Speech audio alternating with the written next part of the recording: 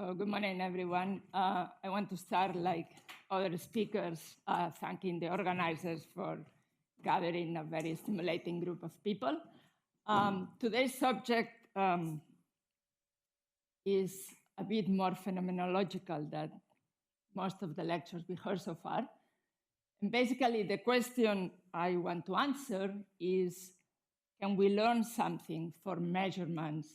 Can we learn something about multi-field inflation in particular from measurements of the stochastic background of gravitational waves?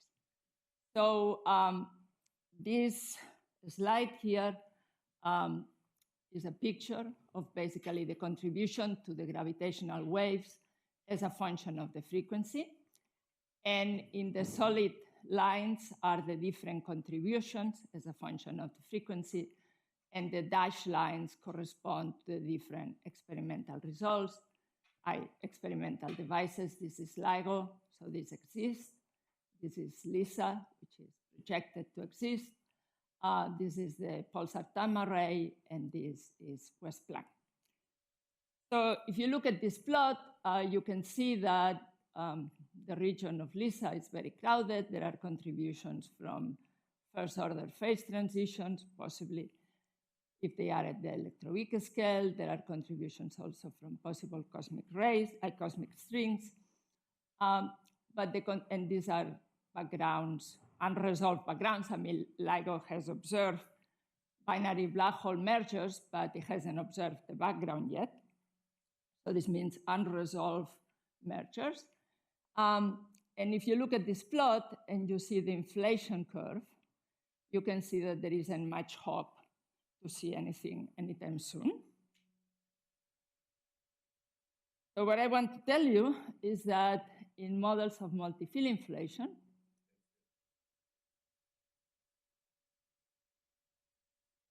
so this corresponds to the case of single field, slow roll, no features, no nothing. Yeah, this is the maximum that you can get, yes. The bound that we know Planck, well, you can see the boundary here. So.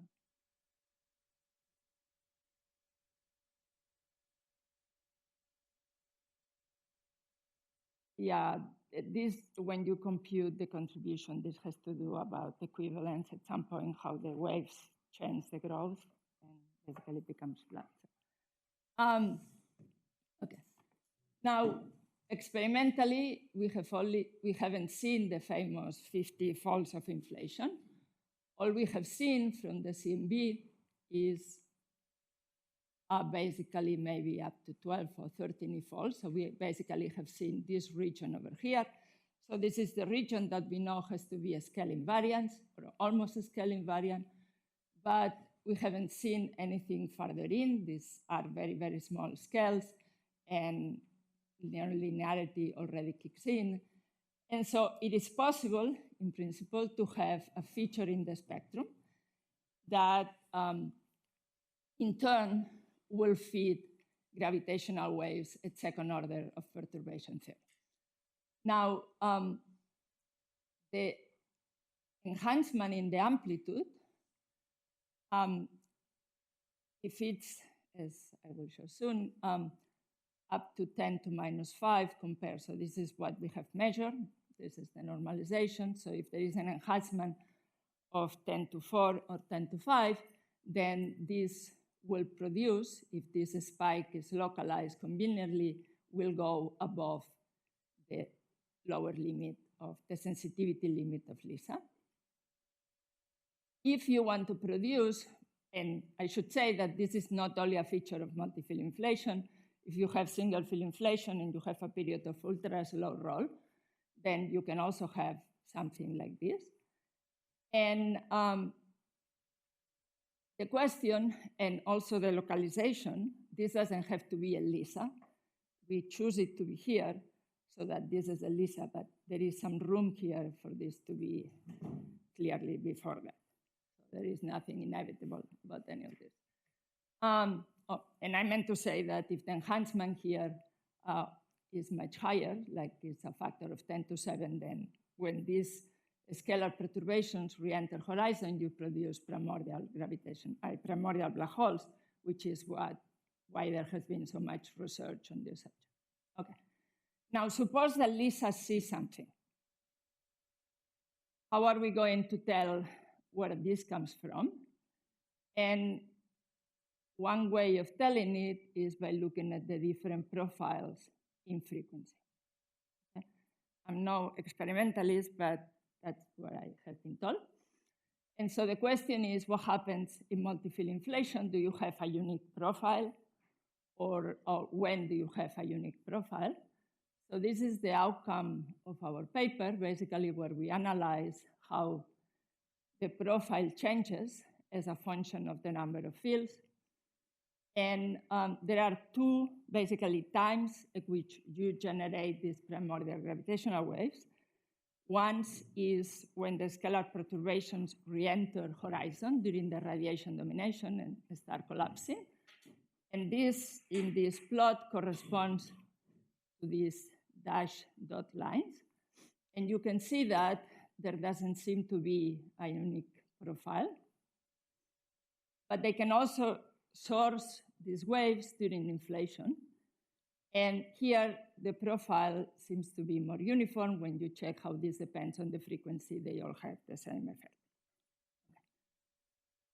So I want to tell you how does multi-field generate these features, and hopefully what distinguishes multi-field from other sources.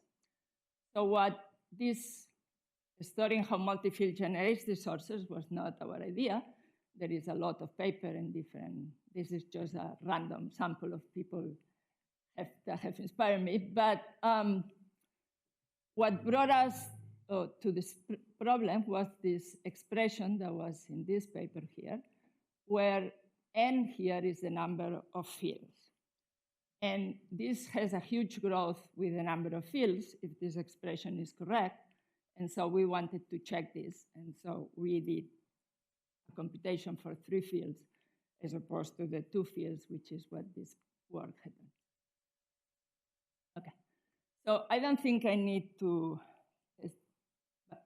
tell this audience why multi-field is an interesting subject. So I'll skip it, but basically in many compactifications, you do tend to have several fields of order h. This is very different from the regular single field scenarios, where basically you have a huge separation of scales between the mass of the inflaton and all the other scales in the problem. So now let me tell you a bit about multi-field. So multi-field is richer. It's richer because you have not only the potential to play with, but you also have a metric. And when you look at the equations of motion, you see that in principle, you can play the metric, especially if it has a negative curvature, against the gradient to make basically the velocity small, which is what you want in inflation. So this is easier to understand in this expression that at least was made. I became aware of it reading the papers of Anna and Gonzalo. And it's one that we are using single field inflation to have a one-to-one relation between the gradient of the potential in Planck units and the change of the Hubble constant as a function of time.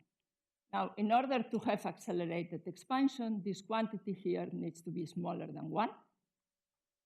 And if you want to have accelerated expansion during a long time, during 50 fold, then you also need that the second derivative of h, that rewritten in this form, needs to be small.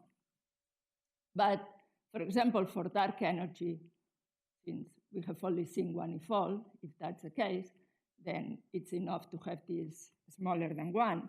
There are no constraints on this one. Now, if you look at this expression, then you can see that for multi-field, this quantity is 0.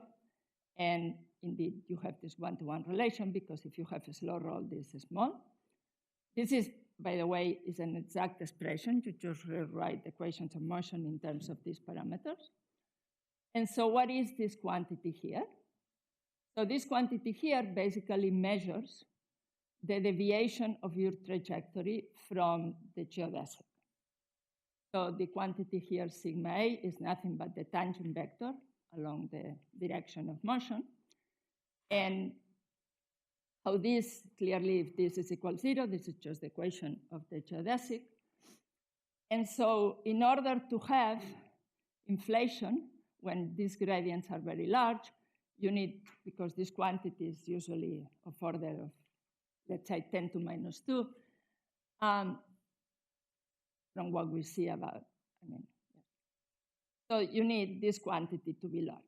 Okay, you need this ratio of omega to h to be of order 100, of order 10, so that you square, and this is at least of order 100. And the question is, can you get that? And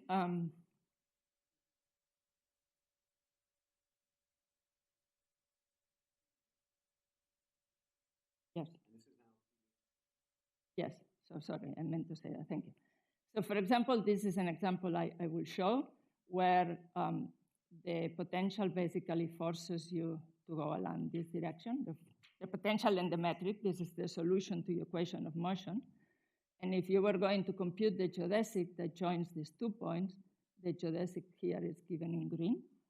And so you see that the trajectory is to go from A to B is very different from the geodesic to go from A to B. And so this tells you how large this parameter omega is. Okay? All right, so multi-field model, why people haven't looked or are not so fan of multi-field models of inflation is that single-field inflation has many good features that multi-field inflation, you have to labor a bit to get them. And I have listed them here. So you have to worry about tilt in the spectrum becoming redder if you have models of multi-field. Non-Gaussianities could potentially be a large problem because usually in single-field inflation is easy, well, to get, you get naturally that the local non-Gaussianity is small. The values of these non-Gaussianities are going to improve with larger scale structure measurements. And so this is going to become more and more constraining. Also, when you have multi-fields, you have isocurvature perturbations besides the usual adiabatic perturbations, which are the ones you have sort of in single field. Planck hasn't seen those and has put a bound on the value of the amplitude of these perturbations when compared to the adiabatic perturbations. And finally, we know very little about reheating, so what happens between inflation and recombination. And if you have single-field inflation, there is a conserved quantity that doesn't care much about what happens in the middle, and that guarantees your predictions. If you don't have that in multi-field inflation, you have to work a bit more to ensure that. Okay, so let me talk a bit more about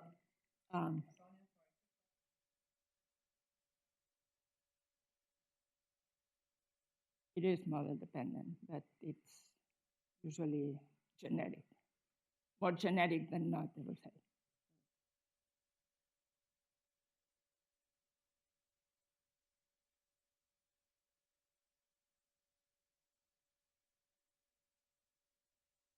I think you have to do a computation.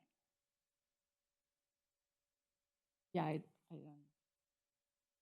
don't. Okay, so I want to tell you what the features, so featuring what produce these waves, these primordial gravitational waves. And for that, we need to look first at the equations of motion in multi-field space. So it turns out, so as I said, this is the equation. This equation is not, well, this is not to me particularly illuminating. But if you go to the kinematic basis, and I'm going to do this for 3 fields because that's the particular case I want to study, then you go to a basis basically where you take the tangent along the trajectory. And then if, for example, you already project this equation of motion along this direction, you get an equation of this form. Now, this equation is exactly what, almost exactly, single field inflation. And more importantly, you can compute the change in the Hubble constant in terms of this parameter here that parameterizes your trajectory. And you can already see that it is true that multi-field inflation has the potential to have inflation even when the gradients are large, but along the trajectory, you need a flat direction or a very shallow direction, because if this gradient is not small, then this quantity is not small, and then you are not going to be able to inflate very long. Okay. So if you project along the perpendicular direction, so there are clearly many perpendicular directions, so we choose this particular SA direction here to be the direction of the gradient of the tangent vector, as I said before, and here is the number of evolves, so this is the time derivative, basically 1/t, just is more convenient. And omega, which is, this is the omega I had before divided by h, so this is basically the magnitude of this change, as I said earlier. Okay. Now, you may ask, and we were having this conversation yesterday, what are the criteria to have this rapid turning, slow roll, once you have a metric and you have a potential? Okay? For single field, it's very easy. You compute the derivatives and you know what happens. But when you have multi-field, this is more complicated.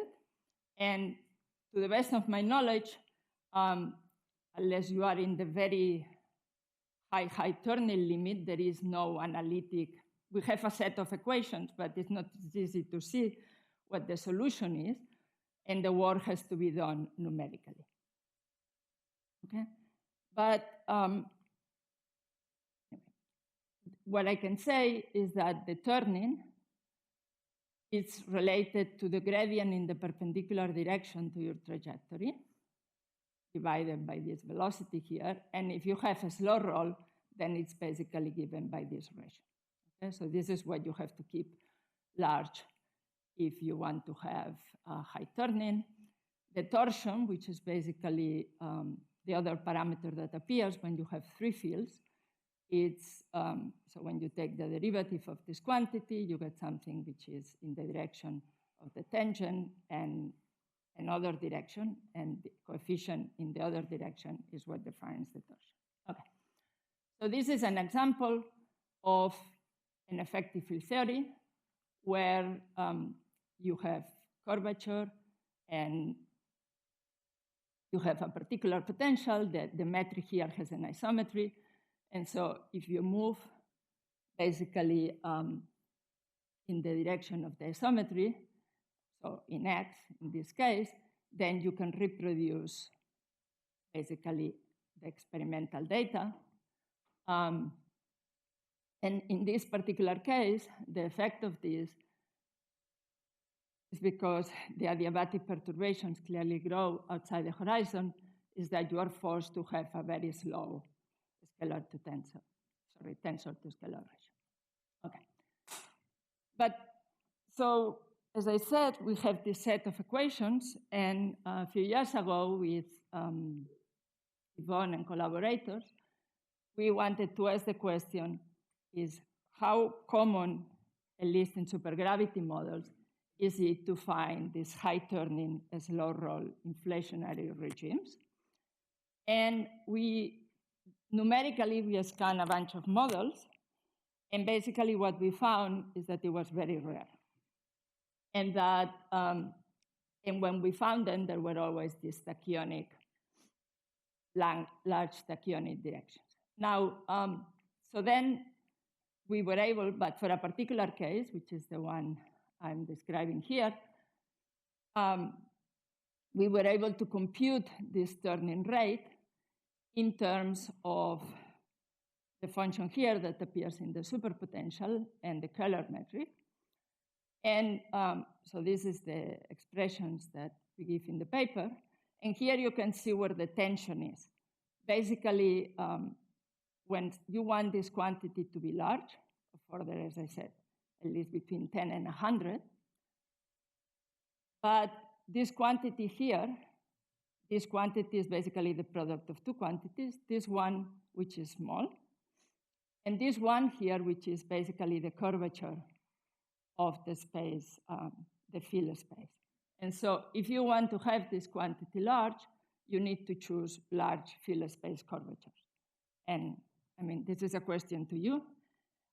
Can we have these large field space curvatures? What we were able to find, and this is an example, were turnings of order 1. This wasn't unusual, but, and this usually, as you can see, starts growing. So this is a trajectory. At the beginning, I don't think here we plotted the first falls, because every time you have a turn in field space here, you are going to generate a bit of a peak in omega. And you can see that over the whole trajectory here, this was pretty flat. And as we go towards the end and this thing starts turning around, then it starts peaking. So, as I said, this is the question for the audience. And anyway, what we did find,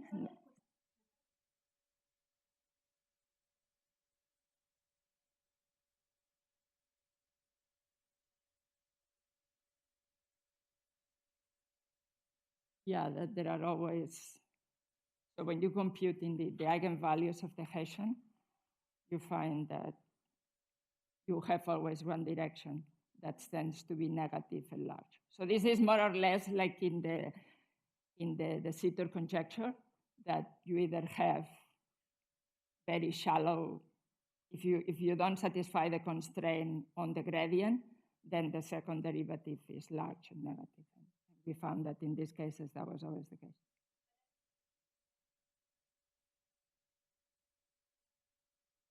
Yeah, it was fine.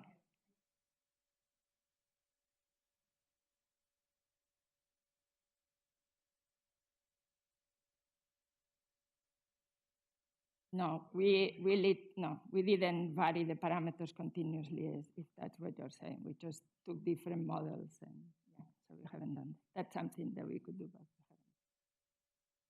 haven't. Okay. Yes? Yeah, I need to go, I know. Okay, so what we found is that there are these turnings, as I was showing you in the previous picture. So there are these peaks in the parameter, and this is Lilia had constructed these peaks, and it's so beautiful that they couldn't resist but present it here. So this means most of the time this quantity is very tiny, but once in a while, if you're turning around, you have a peak. And now, why is this important? It's important because in order to understand the spectrum of perturbations, you need to look at this equation here, which is the perturbation equation. And then what you see, this is a very busy transparency, but basically, because you have three fields, you have sort of three scalar perturbations. In this case, it's a Gauge invariant, so I'm including the scalar degrees of freedom of the metric. And what you see is that if you want to have that growth, you need some sort of, at some point, the frequencies of the perturbations have to become imaginary. And that can happen if you have these peaks in omega square and tau square. I mean, clearly you have to solve the expression for the frequencies, but you also see that for very large case, this will never be the case because this is always overwhelms this expression, but for lower case, you can have that. So in principle, the program here is you choose metrics and a potential, you try to see if you have a feature, and then you compute the scalar perturbations, you find the peak in the scalar perturbations, and then you compute the second order corrections to the metric, and then you get this profile. Okay? So in view of the time, I'm going to skip some of this and present the results. This is another way of seeing the same expression, basically. So the primordial gravitational waves, the ones that Simons and CMB4, whatever, correspond to the case where this is equal to 0. I mean, you are looking at frequencies where this tensor is not there. Here, we want to look at the case where this contribution is important. I mean, this tensor is always there. It's just so dominant. But we want to look at the case where basically this has the feature. And these are the results. So what we found is that, so what does it mean to have 2 or 3 fields or 4 fields, right? We can always count in the regular space of fields, but not all the fields are activated during the process. So you can have single field inflation in a multi-field dimensional space if you don't have any turning. And basically what tells you how many active fields you have is the ratio of, in this particular case, is the ratio of the turning to the torsion. And these are the features as you change that ratio. So here you basically have turning, so this is mostly turning. And we kept the sum of the squares constant. And this looks very much like you have for 2 fields. As I said, for large K, you don't have anything, and then you create these bumps. But as you increase the torsion, the shapes change. So there isn't nothing unique. We understand how they change. It has to do with the frequencies and how the frequencies change as a function of K. And these are basically what the gravitational waves, the profiles that you create. And again, there is nothing unique. But this corresponds to the waves that you create during the radiation-dominated era. And if you compute what happens when you go the ones that during the inflation period, then you see that, as I said, this is pretty uniform. The profiles in K are clear. Okay. Now, should you believe what I just told you? The short answer is that I don't, for all the values I show you, because once you compute, so if you look at this plot here, for example, you can see that some of the scalar perturbations, there's the curvature perturbations here, have a very high amplitude. And so that probably tells you that there is a back reaction. So in our paper, we convince ourselves because that the energy in these excitations is way smaller, so you can do this computation of the energy in the perturbations, smaller than the energy in inflation. But these authors here, in other cases, have done lattice simulations because the perturbations are so large that that's probably what you should do. And in these cases, basically, the large perturbations back react and will change the shape. So I don't think this is the end point. There are other issues that are also important. So to your question, Gary, we didn't do an analysis of how often do you have turning, right? And so, for example, Yvonne and Bhattacharya, they have an example with axion inflation where you have a bunch of spikes, and this is clearly going to change the profile. It's also true is that all I have shown you, and most of these computations assume a standard cosmology, lambda CDM cosmology. If, for example, you had a period of kination, as the models that David was showing us a few days ago, then the models of kination tend to grow the amplitude when the waves re-enter the horizon. And so this will also change the experimental bounds. So that should be said. Anyway, and that's it. Thank you for your attention.